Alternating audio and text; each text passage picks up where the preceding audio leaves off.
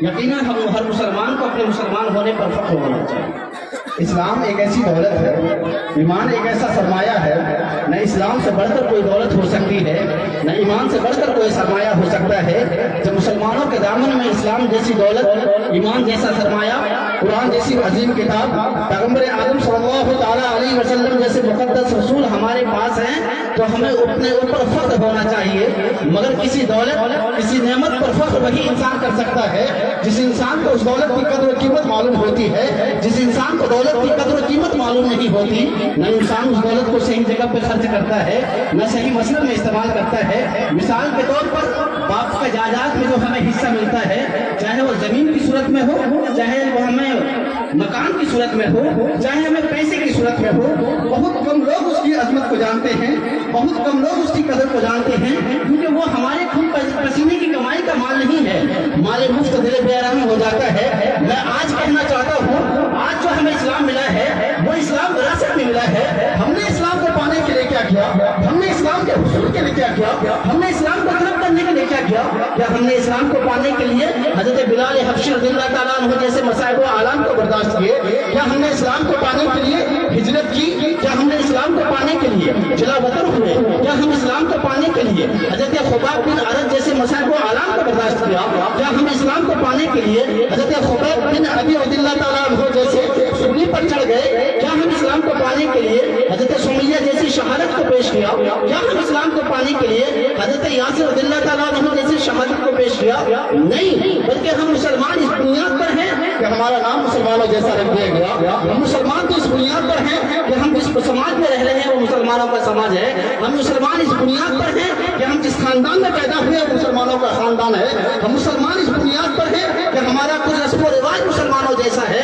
ہم مسلمان اس بنیاد پر ہیں کہ ہمارا پہناوا اوڑھاوا مسلمانوں جیسا ہے۔ ہم مسلمان اس بنیاد پر ہیں کہ ہم جمعہ جا کر نماز پڑھ لیتے ہیں، عید آتی ہے تو ہم نماز پہ چلے جاتے ہیں، بقرعید اور عید آتی ہے تو ہم نماز پڑھ لیتے ہیں۔ ہم سمجھتے ہیں کہ یہی اسلام ہے، نہ اسلام کو جاننے کی کوشش کرتے ہیں، نہ جاننے کا جذبہ ہمارے اندر موجود ہے کہ ہمیں اسلام وراثت میں ملا ہے۔ اگر ہم بھی اسلام کو پانے کے لیے وہی مسائل و عالم کو برداشت کرتے، ہم بھی اسلام کے حصول کے لیے صحابہ کرام جیسے اثار و قربانی کو پیش کرتے، ہم بھی اسلام کو پانے کے لیے حضرت امام حسن و حسین جیسے وہ عیال کو قربان کر دیتے، ہم بھی اسلام کو پانے کے لیے تابعین جیسے مسائل و عالم کو برداشت کرتے۔ کچھ بعید نہیں تھا کہ ہمارا اسلام اس طرح ہی مستحکم ہوتا، ہمارے ایمان میں وہی چاشنی ہوتی، ہمارے اسلام میں وہی مضبوطی ہوتی جیسا کہ صحابہ کرام کے ایمان میں ہوا کرتا تھا، جیسا کہ تابعین کے اسلام میں ہوا کرتا تھا، جیسا کہ اولیاء کرام کے ایمان میں ہوا کرتا تھا۔ نہ آج ہمارے ایمان میں کہیں حلاوت ہے، نہ کہیں مضبوطی ہے، نہ کہیں استحکام ہے، اس لیے کہ ہم نام کے مسلمان ہیں۔ فقط کلمہ پڑھ لیے ہمارا باپ مسلمان ہے، ہمارا نام مسلمانوں جیسا رکھ دیا گیا، اس بنیاد پر ہم مسلمان ہیں۔ آج کوئی ایسا بندہ ہے جو جھوٹ بولنا گوارا نہ کرے، بھوکا رہنا برداشت کر لے، اور آج بندہ ہے جو چگل خوری نہ کرتا ہو، غیبت نہ کرتا ہو، کسی کو فریب نہ دیتا ہو، کسی کے ساتھ دھوکہ نہ کرتا ہو۔ یہ تو ہمارا شیوا ہو چکا ہے کہ دھوکہ دری ہم کر رہے ہیں، غیبت ہم کر رہے ہیں، چگلی ہم کر رہے ہیں، لوگوں کو دھوکہ ہم دے رہے ہیں، بھائی کا گلا ہم کاٹ رہے ہیں، بہنوں کے زمین بہنوں کے جائیداد میں حصہ ہم نہیں دے رہے ہیں۔ یا آج جتنی برائیاں ہیں وہ سب ہمارے اسلامی معاشرے میں پائی جاتی ہے، جس کو ہم اسلامی معاشرہ کہتے ہیں، جس کو ہم مسلمان کہتے ہیں۔ وہ مسلمان تو وہ تھا جن کا کردار بتاتا تھا یہ مسلمان ہے، جن کی گفتار بتاتی تھی یہ مسلمان ہے، جن کا اخلاق بتاتا تھا یہ مسلمان ہے۔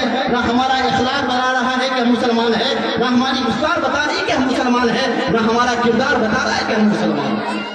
اسی بنیاد پر ہمارا کردار ہے، نہ ہمارے چہرے پر داڑھی ہے، نہ ہم پنج وقتہ نمازوں کے پابند ہیں، نہ ہم برائیوں سے بچنے کی کوشش کرتے ہیں، نہ ہم حلال رزق کے حصول کی کوشش کرتے ہیں۔